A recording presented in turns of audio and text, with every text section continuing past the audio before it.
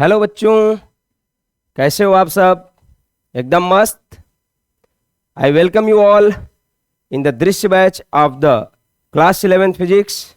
और इसमें हम लोग क्या पढ़ रहे हैं? Chapter number first, unit and measurement. और आज उसका लेक्चर नंबर 2 है। आई होप कि आप सभी लेक्चर नंबर फर्स्ट को देख कर आए होंगे। यदि नहीं देख कर आए होंगे तो आप YouTube पर टाइप करें the educational institute class 11th chapter first unit and measurement और जाकर वहां देख लीजिए। उसके बाद लेक्चर नंबर 2 को देखिएगा बेटा, अदरवाइज कॉन्सेप्ट क्लियर नहीं होंगे। ओके, तो शुरू करते हैं। In the previous lecture I have give in detail that is what are the different types of physical quantities and what are the different types of units. Today we will discuss about the what are the names, what are the symbols of the physical quantities, what are their fundamental units and what are their symbols to represent it. Okay, so come forward. Fundamental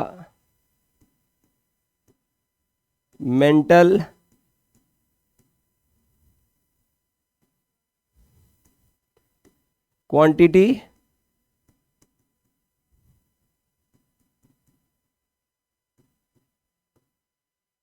fundamental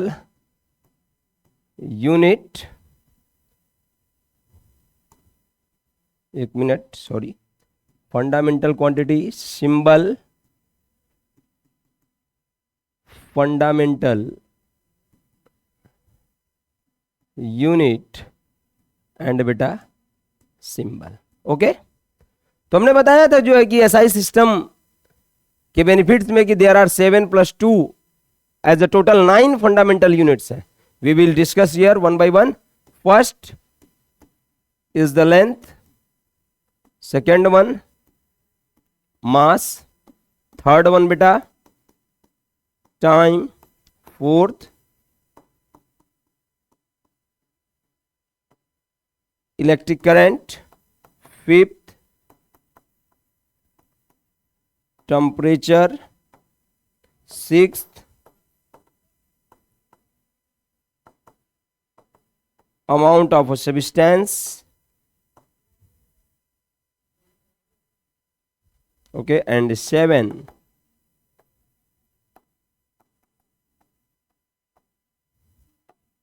luminous intensity.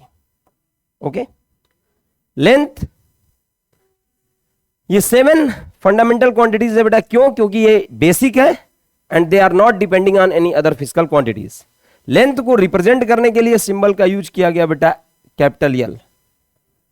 ठीक है, मास को represent करने के लिए capital M, time को represent करने के लिए कैपिटल टी, इलेक्ट्रिक करंट को रिप्रेजेंट करने के लिए ए, टेम्परेचर को रिप्रेजेंट करने के लिए थीटा, अमाउंट ऑफ सब्सटेंस को रिप्रेजेंट करने के लिए मोल और लुमिनस इंटेंसिटी को रिप्रेजेंट करने के लिए सीडी। ओके, ये इनके रिप्रेजेंटेशन हुए, ये इनके सिंबॉलिक रिप्रेजेंटेशन है। क्यों यहां पर स्क्वायर ब्रैकेट लगाया गया बेटा? ओके, ये इनका एक रिप्रेजेंटेशन का वे है, तरीका है। आगे बात करते हैं कि इनकी फंडामेंटल यूनिट्स क्या होंगी। और आपको पता है यूनिट्स क्या होती हैं? Units are the standard in which fundamental quantities can be measured और रिप्रेजेंटेड। तो बेटा लेंथ की जो फंडामेंटल यूनिट है, fundamental unit means SI unit क्या है? मीटर। और उसका जो सिंबल है स्मॉल एम। क्लियर है? नेक्स्ट वन मास, मास का जो फंडामेंटल यूनिट है बेटा वो क्या है? Kilogram, symbol KG. टाइम के लिए fundamental unit second, symbol S और SEC। Okay, next electric current ampere, A और AMP। Okay, temperature kelvin, symbol बेटा K, amount of a substance, chemistry में पढ़े होगे, mole, amount of a substance, mole लिखेंगे कैसे बेटा, MOL, ठीक। Next luminous intensity, candela, representation CD, ये इनके यूनिट्स है। तो these are the 7 basics units which are not depending on any other physical quantities, length, mass, time.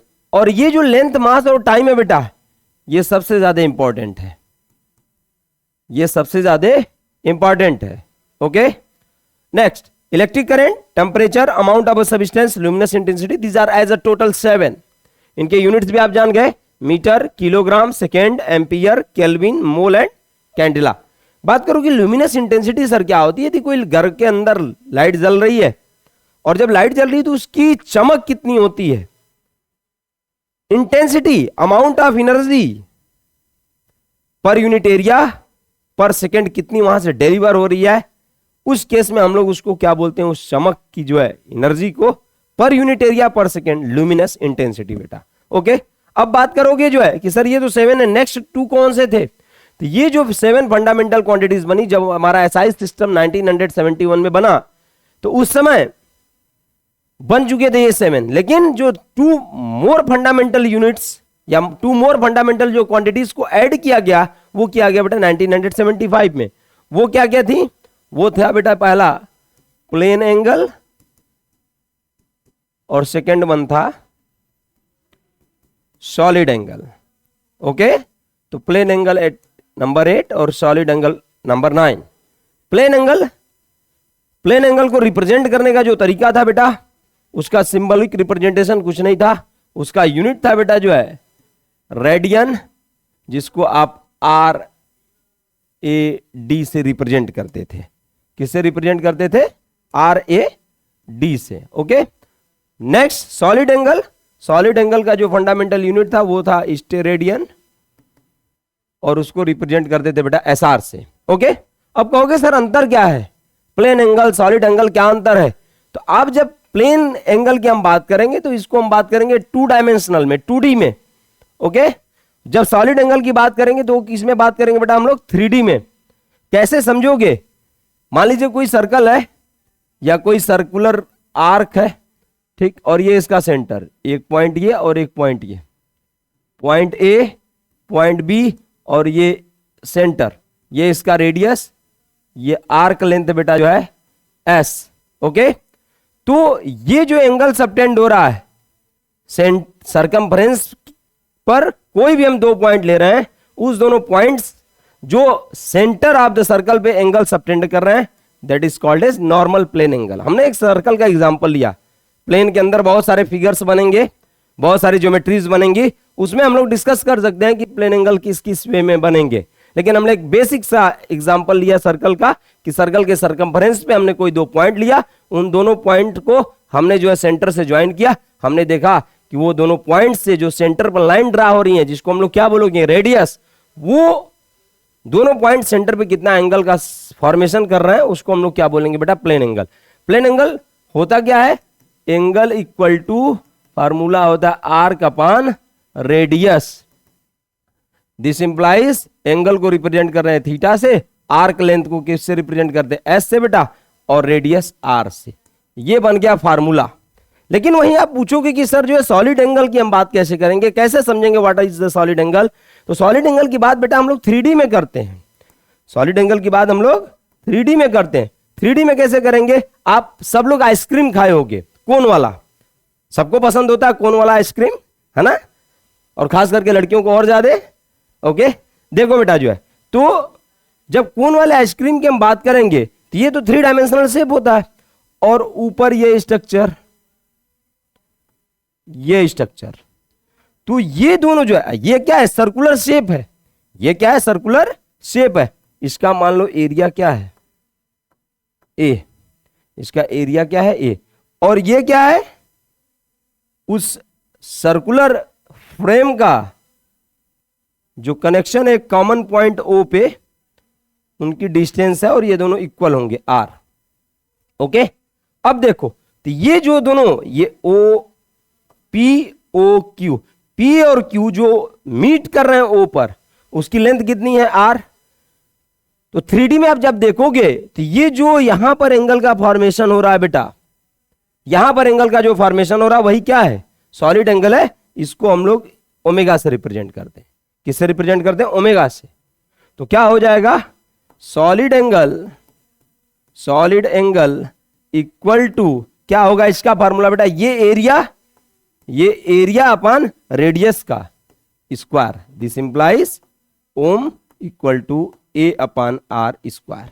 Unit क्या होगा बेटा जो है, स्टेरेडियन, जिसको हम सिंपली किससे लिखेंगे, एस आर से। ठीक, अब बात करते हैं कि सर एक सर्कल ये पूरा बन गया, ये सर्कल पूरा बन गया। यदि आप इसको ज्वाइन करोगे तो ये सर्कल यदि इस पॉइंट से हम चलें तो पूरा कितना एंगल बना लिया, 360। कितना एंगल बना लिया, 360। तो 2 पाई रेडियन इक्वल टू होता है बेटा 360 डिग्री। ये इसको याद रखिएगा, हम लोग आगे इसका यूज करेंगे। ठीक है, इसको आप और लिख सकते हो, pi radian equal to 180 degree. इसको लर्न किए रहिएगा, हम लोग आगे इसका यूटिलाइज करेंगे जो है। ठीक, तो ये जो है as a total 9 fundamental quantities हो गई with their fundamental units. Okay, take a screenshot of it. हाँ, अब हम बात करेंगे बेटा कि जो हम लोग फंडामेंटल क्वांटिटीज को हमने पढ़ा उनके कुछ ना कुछ डेफिनेशंस होंगे। तो हम लोग बेसिक, लेंथ, मास, टाइम, इलेक्ट्रिक करंट और भी सारे डेफिनेशंस दिए हैं, लेकिन हम 2-4 डेफिनेशंस को आपके सामने पुटअप कर रहे हैं कि इसको कैसे जो है डिफाइन किया गया। और ऐसा नहीं है एक्सपेरिमेंटली डिफाइन किया गया, ऐसा एक मानक बनाया गया कि स्टैंडर्ड बना दिया गया कि ऐसा कोई लेंथ होगा, ऐसा कोई ऑब्जेक्ट होगा जिसका मास होगा, ऐसा कोई टाइम होगा इंटरवल, कुछ एक मानक बना दिए गए जो कि कहां पर ये मीटिंग में कंक्लूजन निकला बेटा जो है GCWM, general conference of weight and measurement, जिसका हेडक्वार्टर कहां है, फ्रांस में है। ठीक है, तो वहां पर इसके कंक्लूजन्स के द्वारा डेफिनेशंस को बताया गया। देखिए क्या है डेफिनेशंस। पहले क्या है बेटा, 1 मीटर। अब आप कहोगे कि 1 मीटर है क्या, तो 1 मीटर है लेंथ, 1 मीटर लेंथ है। जो उस समय लोगों ने, साइंटिस्ट ने, जो बड़े बड़े साइंटिस्ट थे, उन्होंने अपना एक मानक मान लिया, स्टैंडर्ड मान लिया कि 1 मीटर को हम ऐसे डिफाइन करेंगे, और सब लोगों की उस पर सहमति दर्ज हुई और वो चीजें आज तक एज इट इज चलती आ रही हैं। ठीक है, यदि वो मान ले कि इस तरीके से हम दोनों हैंड्स को ओपन कर लें तो tip of the middle fingers के बीच का डिस्टेंस 1 मीटर है, तो मान लिया गया 1 मीटर है। लेकिन वहां पर कुछ लॉजिक देना पड़ा, और उस चीज को डिफाइन करने से पहले उसको एक लॉजिक देना पड़ा जिसके कारण वो चीजें क्या हो, सत्य हो।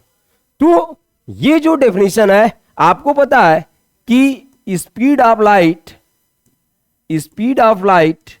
क्या होती है बेटा, 3 × 10⁸ मीटर पर सेकेंड। इसका मतलब क्या है कि जो लाइट है बेटा वो 1 सेकेंड में कितनी डिस्टेंस कवर करती है, 3 × 10⁸ मीटर की। तो 1 मीटर की डिस्टेंस कितने कवर करेगी, 1 मीटर की 1/3 × 10⁸ सेकेंड में। आ गया 1 मीटर का डेफिनेशन कि 1 metre is defined as the distance travel by the light in the free space और vacuum during a time interval of 1/3 × 10⁸ second. Clear है? Means it is defined as the time, it is defined as the distance traveled by the light in free space in time interval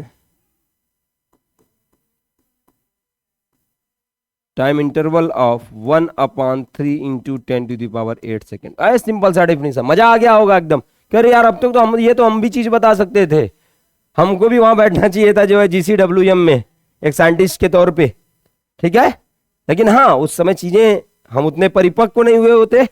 कहना बहुत आसान है बेटा, लेकिन इस तय तक पहुंचना वेरी डिफिकल्ट टास्क है, और यही क्या है, फिजिक्स है। क्लियर है?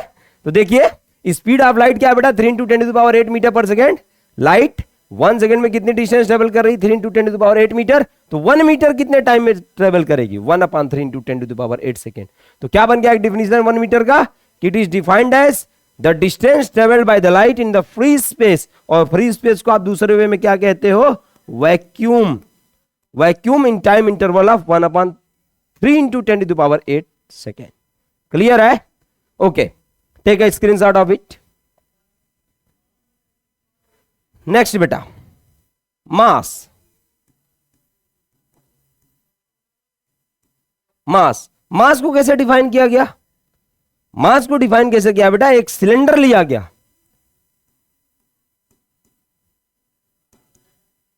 वेट ऑफ सिलेंडर, एक सिलेंडर लिया गया और वो सिलेंडर एक एलॉय का बना हुआ था। और आपको सभी को पता होगा कि एलॉय क्या होता है, मिक्सचर ऑफ 2 और मोर देन 2 मेटल्स। तो ये एलॉय जो है प्लेटिनम और इरिडियम का मिक्सचर था। PT stand for platinum and IR stand for iridium. अच्छा, ये एलॉय है, तो इनका एक परसेंटेज का कंपोजिशन होगा, जिसमें बेटा जो प्लेटिनम था वो 90% था और इरिडियम क्या था, 10% था। तो mass of 1 kg, mass of 1 kg, वो 1 मीटर था, ये 1 किलोग्राम को डिफाइन किया जा रहा है। तो mass of 1 kilogram is defined as the weight of the platinum, ज्यादा है तो weight of the platinum cylinder of platinum iridium alloy with 90% platinum and 10% iridium having diameter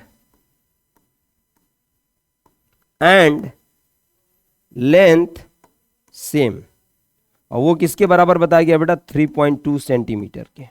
means एक सिलेंडर बना दिया गया जिसकी डायामीटर D और जिसकी जो लेंथ है बेटा L, और ये किसका बना हुआ है, PTIR, प्लेटिनम इरिडियम का एलॉय का है, जहां पर D = L = कितना है, 3.2 सेंटीमीटर। तो इस जो सिलेंडर का वेट था उसको क्या डिफाइन कर दिया गया, 1 किलोग्राम। ओके, तो 1 kilogram mass is defined as the weight of the platinum cylinder made up of the platinum or iridium with their composition of 90% and 10% respectively, with the condition that diameter and length must be equal to 3.2 centimetre. आसान सी चीज, एक मानक बना गया, कि standard बना गया, जिसको हम लोग क्या बोल रहे हैं, फंडामेंटल क्वांटिटीज के तौर पर ये क्या है, फंडामेंटल यूनिट है मास का, इसको डिफाइन कर दिया गया। क्लियर है? Take again screenshot of it बेटा। ओके, अब बात आती है 1 सेकेंड की। तीसरा, ये टाइम है, टाइम का ऐसा यूनिट है। 1 सेकेंड की हम बात कर रहे हैं बेटा, जो है 1 सेकेंड को डिफाइन करने के लिए जो है हम लोग सीजियम एटॉमिक वॉच लेते हैं। Caesium atomic watch, caesium atom का वॉच है, और इसके अंदर जो है सीजियम का जो एटम है वो वाइब्रेशन करता है। सीजियम का एटम जो है क्या करता है, वाइब्रेशन करता है। और वो कितना वाइब्रेशन टाइम काउंट करना है बेटा, 9192631770। इतने vibrations of caesium atom in caesium atomic watch. Means 1 second is the time taken इन 9192। हर लोगों का मोबाइल नंबर याद होता है आपको, मम्मी पापा दीदी भैया फ्रेंड्स एंड वगैरह वगैरह डॉट डॉट डॉट। तो बेटा जो है 9192631770 वाइब्रेशंस को करने में सीजियम एटॉमिक वॉच में जितना समय लगा उसको क्या डिफाइन किया गया, 1 सेकेंड। कितना easy definition, it is defined as the time taken in 9192631770 vibration of caesium atom in caesium atomic watch. Okay, and next electric current के हम जो है एसआई यूनिट या फंडामेंटल यूनिट को डिफाइन करेंगे. इलेक्ट्रिक करंट का SI unit क्या है बेटा?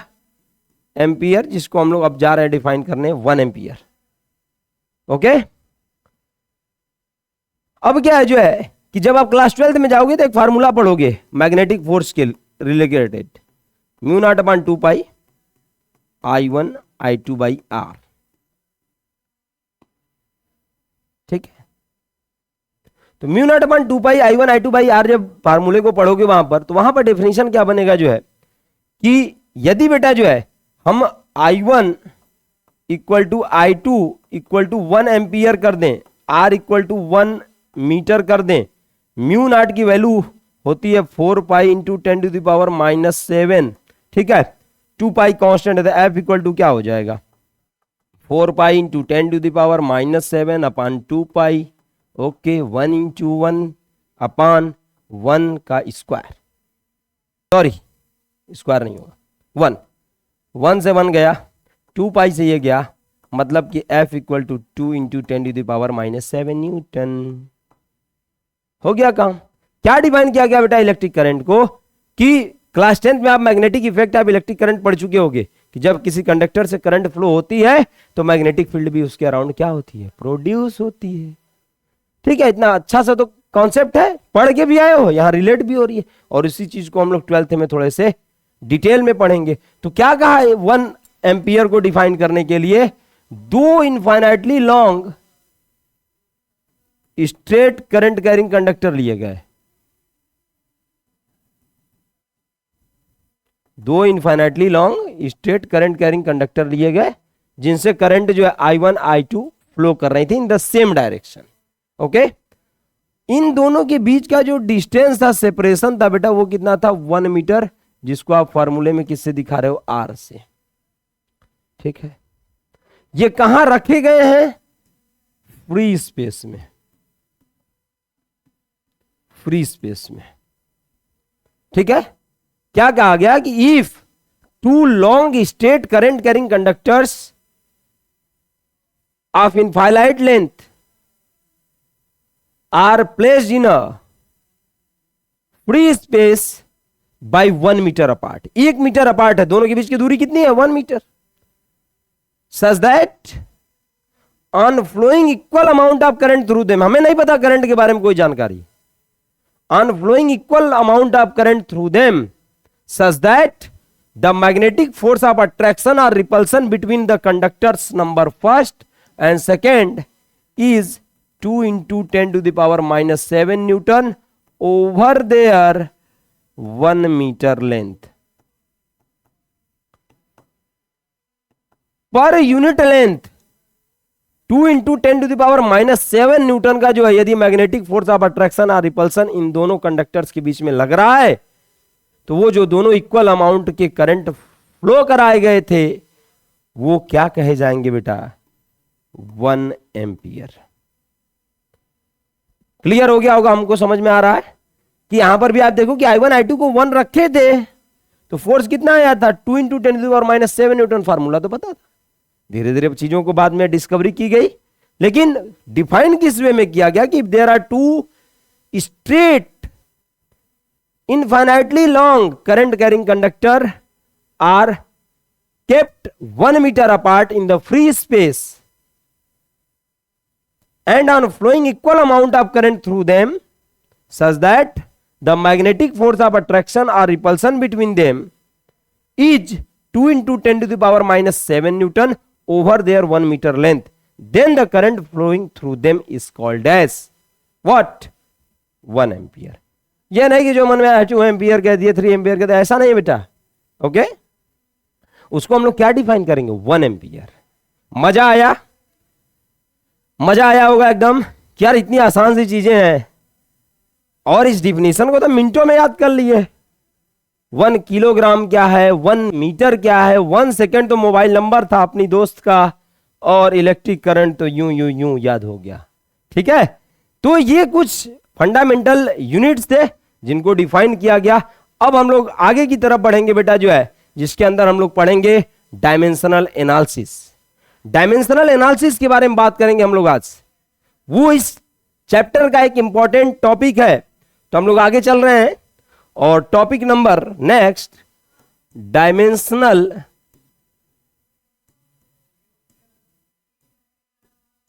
एनालिसिस। हे भगवान, एनालिसिस करना है, सर में भी दर्द होने लगा। एनालिसिस क्या क्या करेंगे? फिजिक्स पढ़ना यार, मजाक बना के रखती हैं एकदम। नहीं यार, पढ़ो एकदम एकदम मन से पढ़ो। फिजिक्स इमोशन है बेटा, फिजिक्स इमोशन है। और मैं तो आपको हर टाइम मोटिवेट करता ही रहूंगा फिजिक्स पढ़ने के लिए। ऐसा नहीं है कि फिजिक्स जो है लोगों के मन में डर बना दे, ऐसा नहीं है। आप उसको बेसिक इजी से इजी लैंग्वेज में आप जब पढ़ने की कोशिश करोगे तो फिजिक्स तो आप का पसंदीदा सब्जेक्ट हो जाएगा। आप लाइक करने लगोगे फिजिक्स को, फिजिक्स से प्यार करने लगोगे और आप फाइनली राइट करोगे आई लव फिजिक्स। देखो, डायमेंशनल एनालिसिस में सबसे पहला टॉपिक है बेटा जो है डायमेंशनल फार्मूला। डायमेंशनल फार्मूला पढ़ेंगे हम लोग, ओके। अब ध्यान देने की चीजें हैं कि डायमेंशनल फार्मूला क्या है। आप अभी प्रीवियस वीडियो में देखे होंगे लेक्चर नंबर फर्स्ट में कि किसी भी डिराइव्ड यूनिट को लिखने के लिए हम लोग किसका हेल्प लेते थे? फंडामेंटल यूनिट का। किसका हेल्प लेते थे बेटा? फंडामेंटल यूनिट का, ठीक है। तो यदि कोई फिजिकल क्वांटिटी है और उसके यूनिट को आप डिराइव करने के लिए फंडामेंटल यूनिट्स का यूज कर रहे हो, तो जो फार्मूला बन के आएगा वो क्या कहा जाएगा? Dimensional formula. कि if we represent a physical quantity in the terms of fundamental quantities, if we represent a physical quantity in the terms of fundamental quantities, then the formula so obtained is called as dimensional formula. क्या हो जाएगा definition? If we represent a physical quantity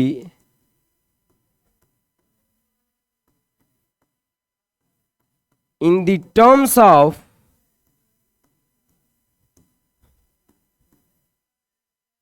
fundamental quantity, then the formula so obtained is called as dimensional formula.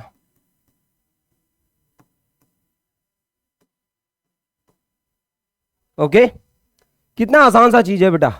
यदि हम किसी भी physical quantity को dimensional formula obtain करने के लिए यदि हम किसी भी फिजिकल क्वांटिटी को फंडामेंटल क्वांटिटी के रिस्पेक्ट में रिप्रेजेंट कर रहे हैं, जो फार्मूला बन के आएगा वो क्या हो जाएगा? Dimensional formula. एकदम आसान सी चीज है। अभी तक तो डायमेंशनल एनालिसिस का नाम ही सुन के घबरा रहे थे, क्या क्या एनालिसिस करना। अब वो एनालिसिस करने वाली चीज ही नहीं है। हुई ना बात आसान कि डायमेंशनल फार्मूले का मतलब क्या है कि यदि आप किसी भी फिजिकल क्वांटिटी को फंडामेंटल क्वांटिटी के रिस्पेक्ट में रिप्रेजेंट कर रहे हो, तो जो फार्मूला बन के निकलेगा बेटा जो, उसको हम लोग क्या बोलेंगे? Dimensional formula. क्लियर है? ओके। अब हम देखेंगे बेटा जो दूसरा इसके अंदर कॉन्सेप्ट डायमेंशन, अभी दिखाएंगे, घबराइएगा मत।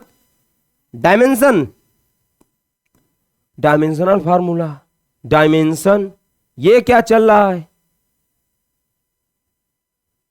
अभी मान लो कोई आया और आपसे पूछे क्या कर रहे हो, सीधा सा आंसर दे, कुछ सोच रहे हैं। कुछ सोच रहे हैं, वो भी कंफ्यूज हो जाएगी क्या सोच रहे हो एग्जैक्टली। कोई आ रहा है, बैठे हो आप या कुछ कर रहे हो, पूछे क्या कर रहे हो, सोच रहे हैं, गेट कंफ्यूज्ड। तो उसी तरीके से हम डायमेंशन की बात करेंगे बेटा। डायमेंशनल फार्मूला हो गया, डायमेंशन क्या है? क्या है बेटा जो है कि the power raised over the fundamental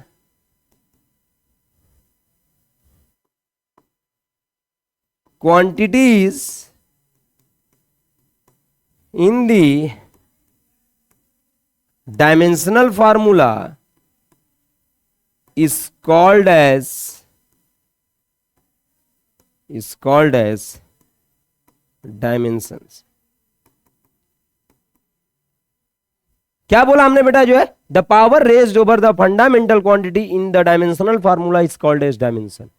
wow, देखिए किसी भी, जो है आप पहले बेसिक कॉन्सेप्ट समझो कि किसी भी फिजिकल क्वांटिटी को रिप्रेजेंट करने के लिए आप किसका हेल्प लिए बेटा, फंडामेंटल क्वांटिटी का. क्लियर है? अब क्या कह रहे हो कि फंडामेंटल क्वांटिटी के टर्म में आप किसी फिजिकल क्वांटिटी को रिप्रेजेंट करने का काम कर रहे हो, तो होगा क्या, जो है कि आप जो फंडामेंटल क्वांटिटीज लिए हो उसके कुछ ना कुछ पावर्स होंगे, और उसी पावर्स को हम लोग क्या बोलेंगे, उस फिजिकल क्वांटिटी का डायमेंशन. एक से ज्यादा फिजिकल क्वांटिटी होंगी, एक से ज्यादा फंडामेंटल क्वांटिटीज होंगी, डायमेंशंस को कॉमा देके सेपरेट करके लिखेंगे, अभी आगे वाले टॉपिक में बता रहे हैं, और उसको हम लोग क्या बोलेंगे बेटा, जो है डायमेंशन. ठीक. और यदि आप किसी भी डायमेंशनल फार्मूले को इन द फॉर्म ऑफ, किसी भी डायमेंशनल फार्मूले को आप इन द फॉर्म ऑफ इक्वेशन लिख रहे हो, तो जो इक्वेशन बन के आएगा उसको हम लोग क्या बोलेंगे बेटा, डायमेंशनल इक्वेशन. क्या बोलेंगे, डायमेंशनल इक्वेशन. तो क्या बोलोगे, इसको कैसे डिफाइन करोगे कि if you write the dimensional formula in the form of equation, then the equation so obtained is called as dimensional equation. Okay, take a screenshot of it. I am going to explain with the help of an example. Okay, take. Okay बेटा, आइए, आप सभी लोग जानते हो कि force सबको पता होगा कि what is the force. The push और pull is called as force. सबसे बेहतरीन definition class 9th. The push और pull acting on an object is called as force. Very good. ठीक है, क्लास 9 सब लोग पढ़ के आए हो. न्यूटन सेकेंड लॉ ने क्या बताया था, force equal to mass into acceleration. Okay, देखो तो मास एज इट इज रहने दो. एक्सीलरेशन को क्या लिखते हो बेटा, change in velocity upon time. Clear है? आगे देखो, mass time as it is रहेगा. ठीक. वेलोसिटी को क्या लिखते हो, डिस्प्लेसमेंट अपॉन टाइम. और वेलोसिटी को लिख दिया डिस्प्लेसमेंट अपॉन टाइम, और टाइम ऑलरेडी नीचे था, मल्टीप्लाई हो जाएगा. तो मास, अब इसको हम फंडामेंटल, इस फोर्स को हम फंडामेंटल क्वांटिटीज के रिस्पेक्ट में क्या कर रहे हैं, रिप्रेजेंट करने की कोशिश कर रहे हैं. We are now try to representing the force in the terms of fundamental quantities. By acceleration था, acceleration को हटाए velocity के रिस्पेक्ट में, velocity को हटाए डिस्प्लेसमेंट के रिस्पेक्ट. और डिस्प्लेसमेंट एक तरह का है क्या, डिस्टेंस.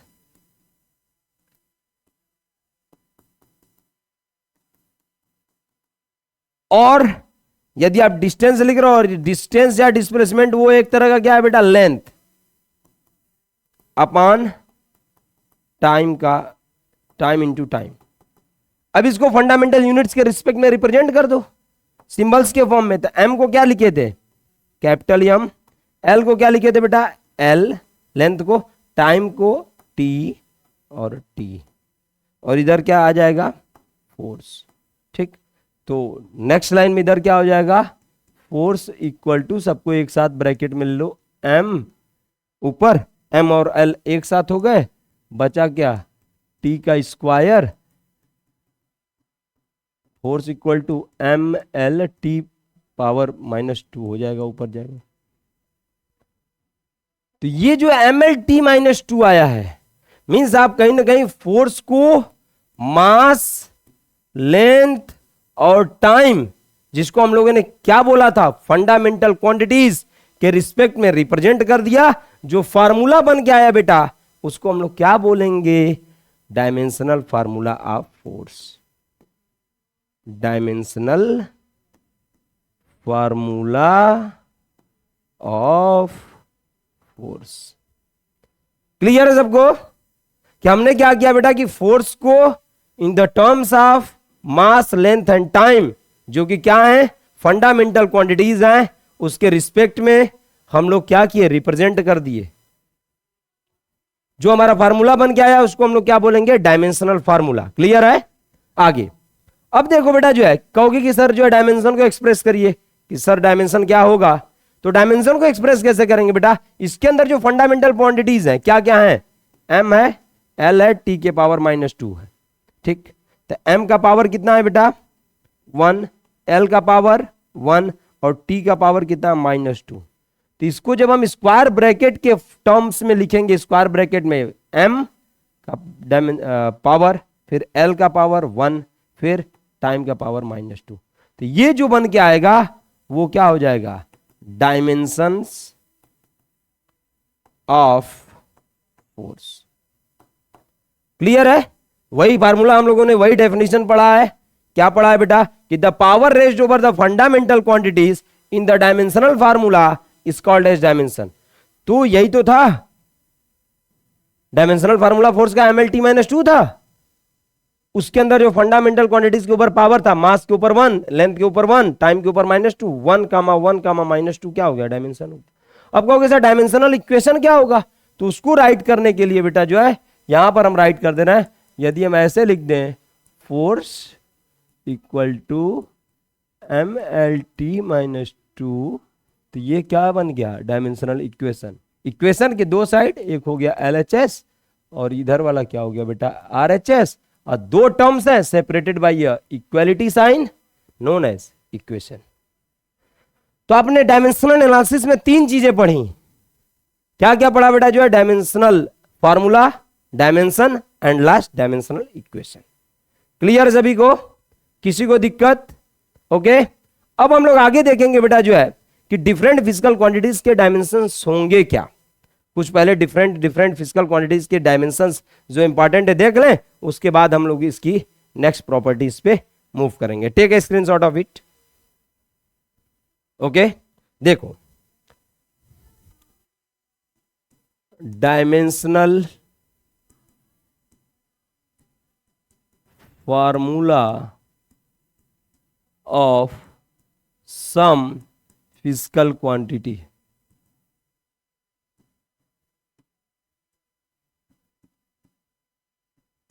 ओके बेटा, देखिए फर्स्ट डिस्टेंस। तो डिस्टेंस क्या, एक तरह का लेंथ है, क्या लिखेंगे L। सेकेंड डिस्प्लेसमेंट, डिस्प्लेसमेंट भी क्या है, the shortest distance between initial and final point is called as displacement. तो वो भी क्या है, डिस्टेंस है एक तरह का, क्या होगा बेटा लेंथ। थर्ड टाइम, टाइम क्या फंडामेंटल क्वांटिटी है, उसका यूनिट क्या होगा T। अच्छा, next speed, speed equal to formula क्या पढ़े हो, डिस्टेंस अपॉन टाइम। डिस्टेंस का डायमेंशन फार्मूला L, टाइम का बेटा T। ये ऊपर जाएगा क्या बन जाएगा L T इनवर्स। फाइनली हम एक स्क्वायर ब्रैकेट में सबको रख देंगे, क्या बन जाएगा उसका डायमेंशनल फार्मूला। स्पीड का डायमेंशनल फार्मूला कोई पूछे क्या होगा, LT -1। ठीक है, नेक्स्ट वेलोसिटी। वेलोसिटी क्या होता है बेटा, बस डिस्टेंस की जगह क्या हो जाएगा, डिस्प्लेसमेंट अपॉन टाइम। डिस्प्लेसमेंट एक तरह का लेंथ, टाइम T। फिर से फार्मूला क्या आ गया, LT -1। कहोगे सर डिस्टेंस डिस्प्लेसमेंट का डायमेंशन फार्मूला सेम था, स्पीड और वेलोसिटी का डायमेंशन फार्मूला चल रहा है, क्या माजरा, कैसे बचानेंगे कि रियल दे दिया है। तो वो किसका डायमेंशनल फार्मूला होगा, डिस्टेंस का कि डिस्प्लेसमेंट का। तो आपको बताना है कि वो जो फैक्टर है जो L रिप्रेजेंट कर रहा है, वो कहीं ना कहीं जो कुछ भी चीजें हों वो क्या है, एक तरह का लेंथ है। बस यही आपको समझना है। LT -1, LT -1। अभी हम लोग आगे जब पढ़ेंगे limitations of the dimensional analysis, तो वहां हम लोग देखेंगे कि there are several physical quantities which have same dimensional formula but have different names या different natures. ये इसका एक लिमिटेशन है. क्लियर. Next 6 acceleration. एक्सीलरेशन क्या हो जाएगा बेटा? Change in velocity delta velocity delta time. Change in velocity upon change in time. तो चेंज इन वेलोसिटी फिर से क्या आएगा? एक वेलोसिटी तो आएगा. वेलोसिटी और वेलोसिटी का डायमेंशन क्या है? L T minus one upon change in time. फिर से एक टाइम आएगा, उसका डायमेंशन क्या होता है बेटा? जो है टी. तो L T minus one into T minus one क्या बन जाएगा बेटा? L T minus two. Clear है? अच्छा.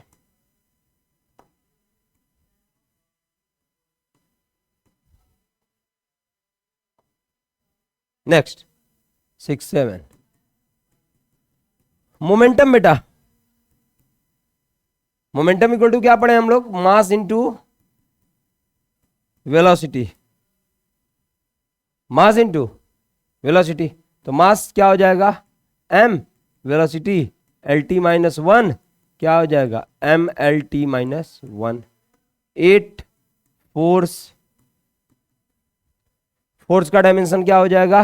Mass into acylation m acceleration का एल टी माइनस टू.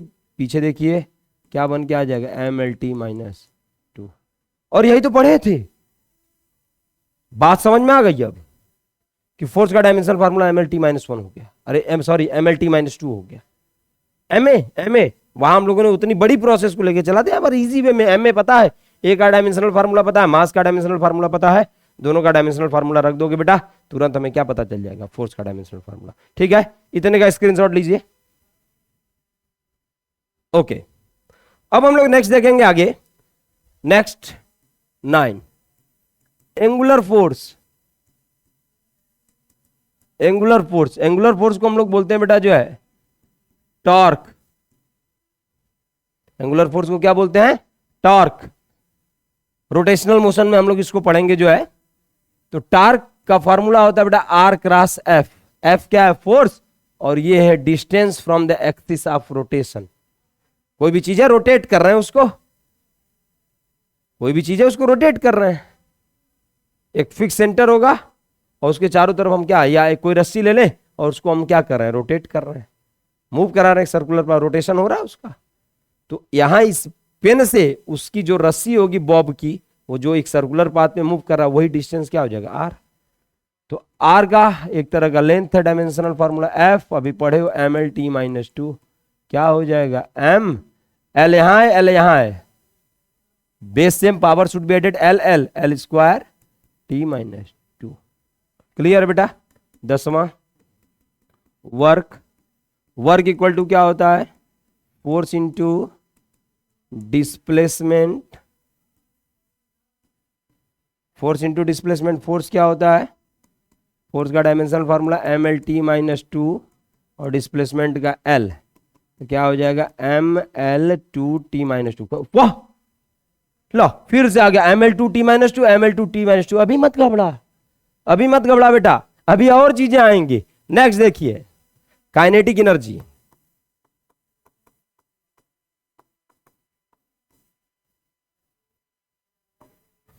क्या होता है formula? Half M V square. ये कांस्टेंट है, इसका कोई यूनिट नहीं होता, इसलिए इसका कोई डायमेंशन नहीं होगा. ठीक है. अच्छा, तो क्या हो जाएगा? एम. एम का होगा mass. V velocity L T minus one का होल स्क्वायर. एम और एल टी माइनस वन का होल स्क्वायर. एल का स्क्वायर करोगे एल स्क्वायर और टी के पावर माइनस वन का स्क्वायर करोगे तो क्या आएगा बेटा? टी के पावर माइनस टू. फिर से क्या बन जाएगा? M L two T minus two. फिर से लीजिए, कहानी बढ़ती जा रही है. नाम अलग अलग, पहचान सेम. ठीक है. नेक्स्ट 12वां बेटा जो है पोटेंशियल एनर्जी. पोटेंशियल एनर्जी क्या होता है formula? M G H. Sorry, sorry, potential energy mgh क्या होगा बेटा, mg। अभी तो आपने सर बताया नहीं जी का, तब तक कोई बोलेंगे नहीं नहीं मैं बताऊंगा सर।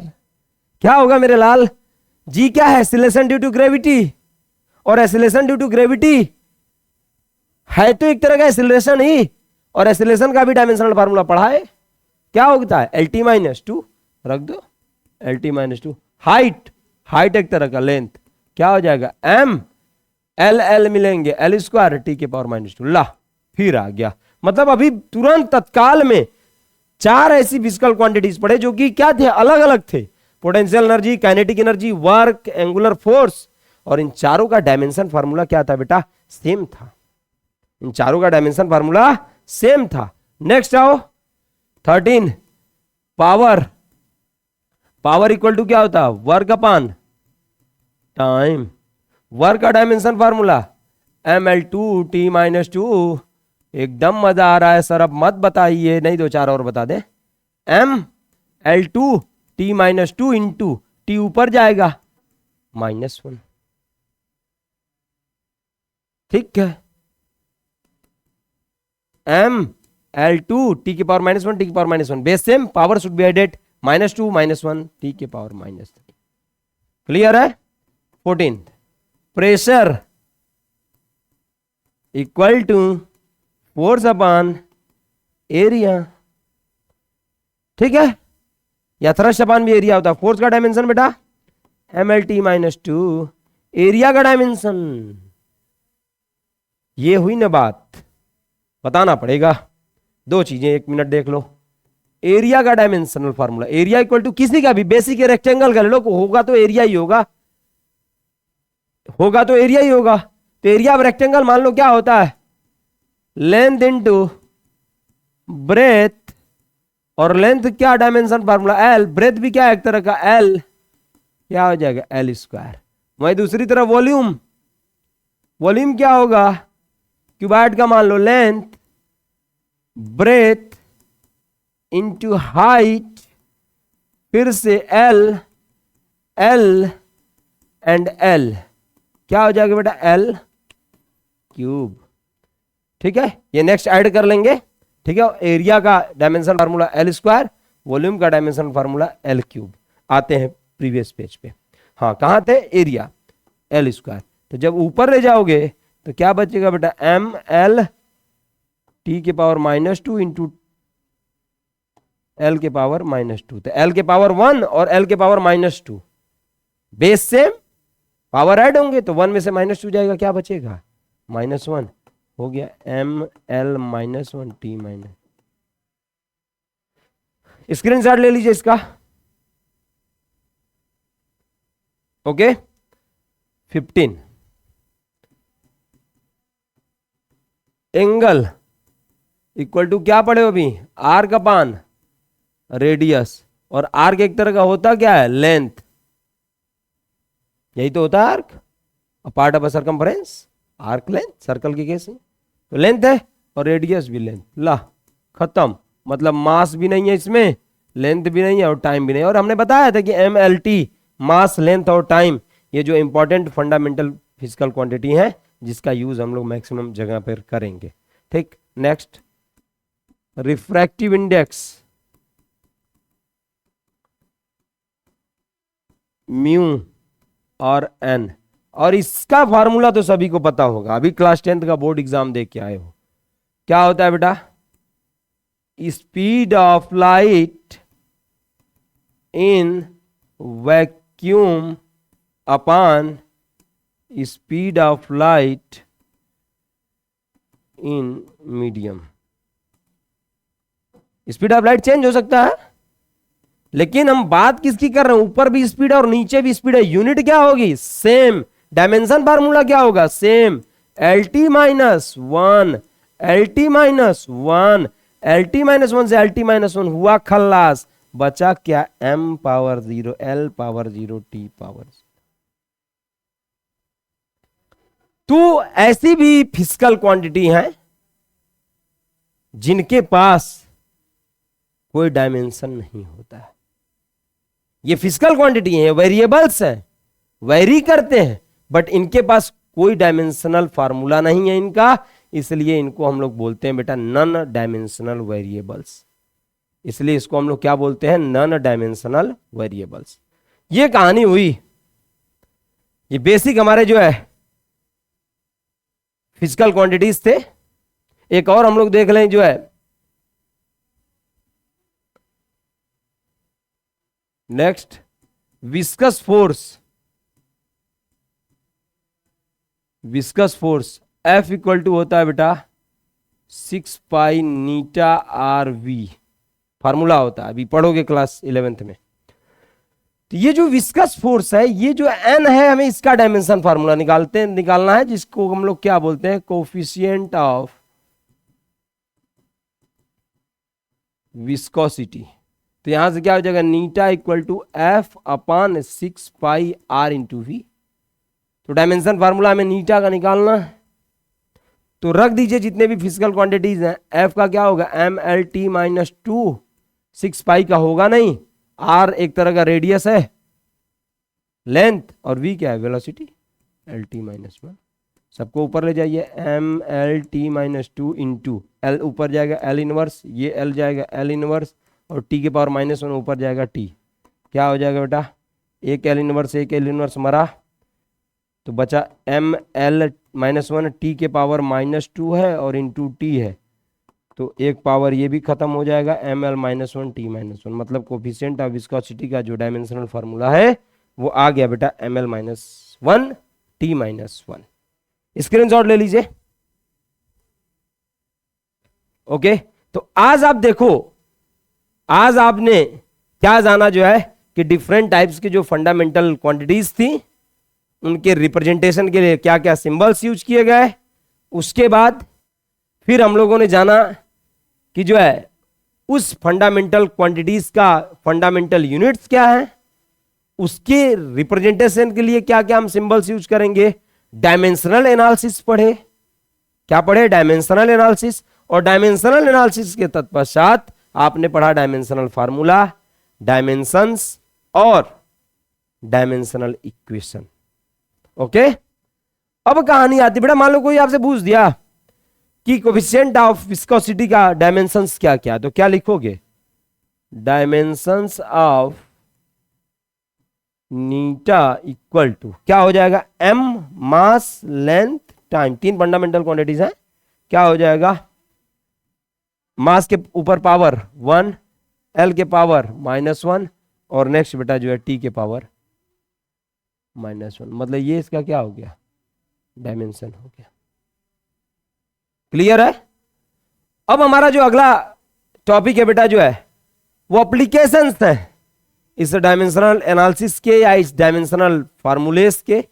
एप्लीकेशंस है जिसमें पहला एप्लीकेशन हम लोग पढ़ेंगे जो है to deduce the expression for physical quantities with their known dependent physical quantities.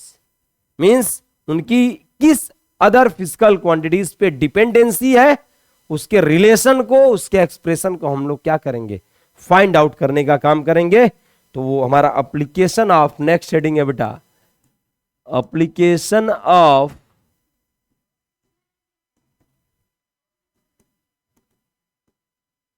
Dimensional analysis. इसमें हम लोग पढ़ेंगे कि कोई फिजिकल क्वांटिटी है, इसका हेडिंग क्या है बेटा जो है to deduce the expression for a physical quantity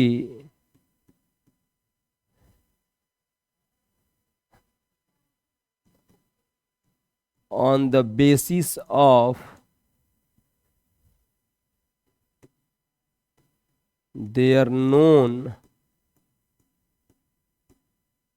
dependent physical quantity। मतलब कि जो कोई फिजिकल क्वांटिटी का हमें एक्सप्रेशन पता करना है और उसकी डिपेंडेंसी हमें पता है कि ये इस चीज पे इस चीज पे इस चीज पे डिपेंड करती है। इस फिजिकल क्वांटिटी पे इस फिजिकल क्वांटिटी पे डिपेंडेंट करती है। तो क्या रिलेशन है उनका? यदि मान लो कह दिया कि हमारा घर है और हमारे घर में हमारे ऊपर घर के 5 सदस्य डिपेंडेबल हैं, तो हमारा एक रिलेशन स्टेब्लिश हो जाएगा ना, क्योंकि हम हो सकता है कि घर में बड़े हों या हम सब लोगों की केयर कर रहे हो, तो हमारा सबसे एक रिलेशन जुड़ा होगा, कोई ना कोई एक रिश्ता नाता होगा जिससे हम जुड़े होंगे, मम्मी पापा और भी रिलेशंस जो कुछ भी होंगे। उसी तरीके से जो है कोई फिजिकल क्वांटिटीज है और वह किसी अदर फिजिकल क्वांटिटी पे डिपेंडेंट है, तो उसका एक रिलेशन कैसे स्टेब्लिश करेंगे?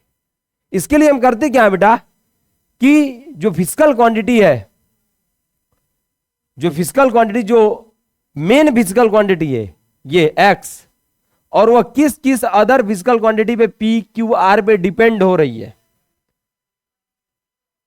उनके डिपेंडेंसी को हम मल्टीप्लिकेटिव फॉर्म्स में लिखेंगे with their respective powers A B C etcetera. मान लिया कि जो एक्स जो है वह 3 फिजिकल क्वांटिटी पे डिपेंड कर रहा है, पी क्यू आर। एक एग्जांपल ले रहा हूं, उसके बाद एक क्वेश्चन कराते हैं। एक्स एक फिजिकल क्वांटिटी है, वह 3 अदर फिजिकल क्वांटिटी पे डिपेंड कर रहा है, जो कि क्या नाम है, पी क्यू एंड आर। तो पी के पावर ए ले लेंगे, क्यू के पावर बी और आर के पावर सी, मल्टीप्लिकेटिव फॉर्म में। अब क्या करेंगे, इनको रिप्लेस करके कांस्टेंट लगाएंगे, कांस्टेंट ऑफ प्रोपोर्शनलिटी, पी के पावर ए, क्यू के पावर बी और आर के पावर सी, और इन दोनों साइड का हम लोग क्या ले लेंगे, डायमेंशन से ले लेंगे। तो ये तो कांस्टेंट है, इसके डायमेंशन को तो हम पता नहीं कर पाएंगे, जिसकी वैल्यू हम लोग एक्सपेरिमेंटली फाइंड आउट कर लेंगे। एक्स का डायमेंशन लिखेंगे, डायमेंशनल फार्मूला, पी का लिखेंगे, क्यू का लिखेंगे, आर का लिखेंगे, और उसके बाद हम on comparing the dimensions of both side, that is left hand side and right hand side, हम क्या फाइंड आउट करेंगे बेटा, to find the values of A B C, और उसके बाद इस फार्मूले में पुट कर देंगे, आ जाएगा रिलेशन। तो क्या करना है कि जो फिजिकल क्वांटिटीज दी रहेंगी बेटा, जिस अदर फिजिकल क्वांटिटी पे डिपेंडेंसी उसकी दिखाई गई होगी, उसके मल्टीप्लिकेटिव फॉर्म्स को राइट करेंगे with their respective power A B C. आप कुछ भी ले सकते हो, फॉर एग्जांपल हमने जो ए बी सी ले लिया है, बस आप एक्स वाई जेड भी ले सकते हो, कुछ भी ले लो। उसके बाद इक्वलिटी की साइन लेके आएंगे बाय पुटिंग अ कांस्टेंट, दोनों राइट साइड का, लेफ्ट हैंड साइड और राइट हैंड साइड का आप डायमेंशन राइट करोगे, डायमेंशनल फार्मूला राइट करोगे, उसके बाद डायमेंशंस को कंपेयर कर दोगे, और फिर ए बी सी की वैल्यू निकाल के इक्वेशन नंबर 1 में रख दोगे, आपको एक्सप्रेशन पता चल जाएगा। तो आइए एक क्वेश्चन करते हैं, और एनसीईआरटी का ये क्वेश्चन है बेटा कि एक जो है सिंपल पेंडुलम है, सिंपल पेंडुलम है जिसके अंदर एक बॉब है, जिसका मास कितना दिया हुआ बेटा, m, स्ट्रिंग है जिसकी लेंथ दी हुई है l, और वह under the force of gravity oscillate कर रहा है, under the force of gravity. अच्छा, under the force of gravity oscillate कर रहा है। हमें टाइम पीरियड बताना है, ठीक है, हमको नहीं पता है कुछ, मास दिया है, लेंथ ऑफ स्ट्रिंग दे दिया है कि उस पे इस पे डिपेंडेंसी है, तो under the force of gravity है, तो ठीक है, एसिलेशन होगा, उस पे भी कहीं ना कहीं डिपेंडेंट हो, दिया हुआ कि वो किस किस चीजों पे डिपेंड है, calculate the time period of the simple pendulum. ठीक है, आइए किया जाए, इरेज करें, ओके। ध्यान से देखिएगा बेटा, जो एकदम समझ में आ जाएगा, बाकी नेक्स्ट क्वेश्चन तो आप ऐसे ही धड़ाम करोगे। देखो क्या लिख देंगे, let T be the time period of simple pendulum. ठीक, एक हम स्टेटमेंट के साथ कराएंगे, बाकी नॉर्मली ढंग से कराएंगे, और आपको अपने एकेडमिक एग्जामिनेशन में स्टेटमेंट के साथ लिखिएगा, बाकी जगह जो आप डायरेक्ट कर सकते हो, और इतने एक्सपर्ट हो ही जाओगे जो है कि आप सब कुछ कर लोगे डायरेक्ट। देखो, let T be the time period of the simple pendulum, किस पे डिपेंड कर रहा है बेटा, T depending on mass of the bob, length of the string and acceleration due to gravity.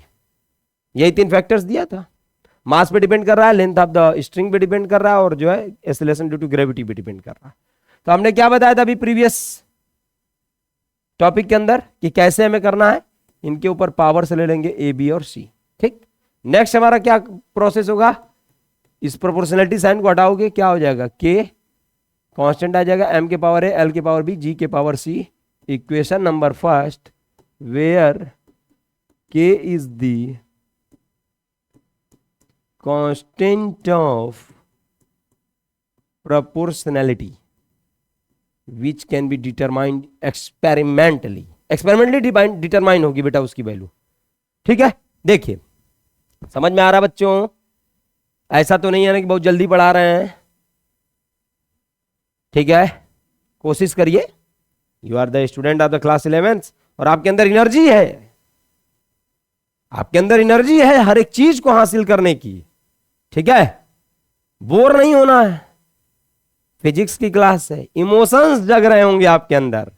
क्या जग रहे होंगे, इमोशंस, किसके लिए, फिजिक्स के लिए। आइए, K is the constant of proportionality. अब क्या करेंगे, इक्वेशन नंबर फर्स्ट के टेकिंग डायमेंशनल फार्मूला ऑफ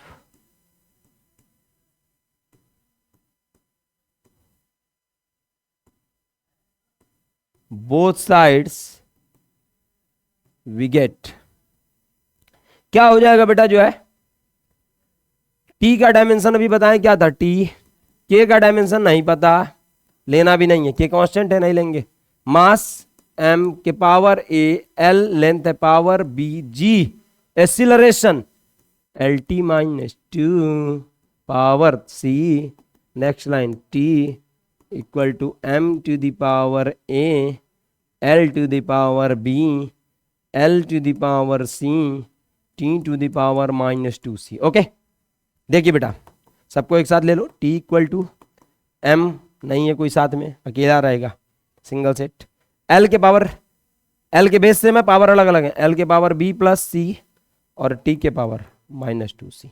हो गया काम, कंपेयर कर दो डायमेंशंस को, एम का डायमेंशन ए, एल का डायमेंशन बी प्लस सी, टी का डायमेंशन माइनस टू सी, इधर भी कंपेयर कर देंगे। On comparing the dimensions of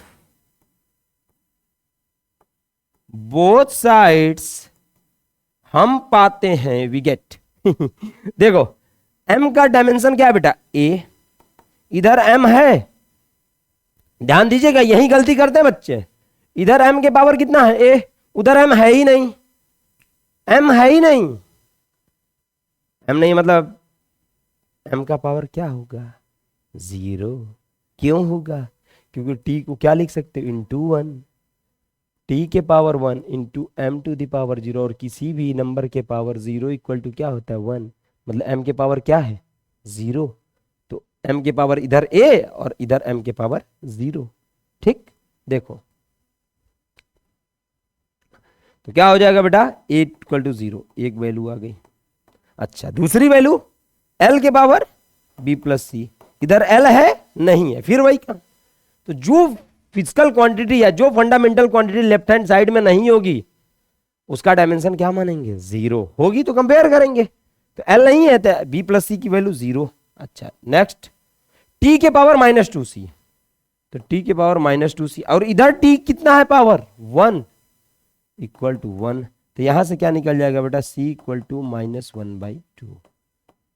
वाह, a की डायमेंशन आ गई, c की डायमेंशन आ गई।